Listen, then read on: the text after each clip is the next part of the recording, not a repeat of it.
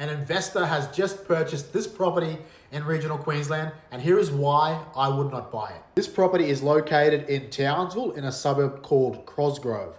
It was purchased in January 2025 for $590,000.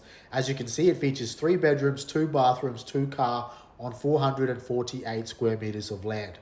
A low-set rented brick home built in 2018. So you're probably thinking, Troy, that house looks neat as a pin. I would buy that.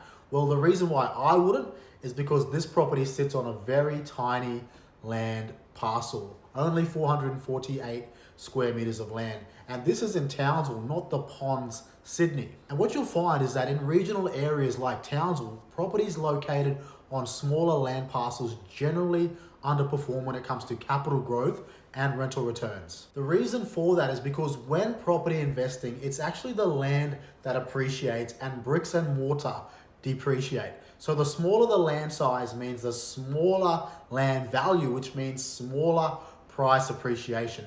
Then on the rental side, it tends to have less appeal to families because they want room for things like boats, caravans, sheds, and pets. The only time I would consider buying a property located on a small block is when I know it's in a blue chip, established, built out area with no new supply threats. Just like this property I recently purchased for a client in Douglas and Townsville. You need to understand that new supply creates additional competition for your property when renting and at resale. And as you can see in the suburb of Cosgrove, there is heaps of new supply still being developed and a whole bunch of undeveloped land in the suburb still. So when selecting your next investment property in regional Queensland, be sure to check out the land size and try to target properties on 550 square meters or more in established suburbs with limited supply threats. Let me know in the comments if this is something you would buy.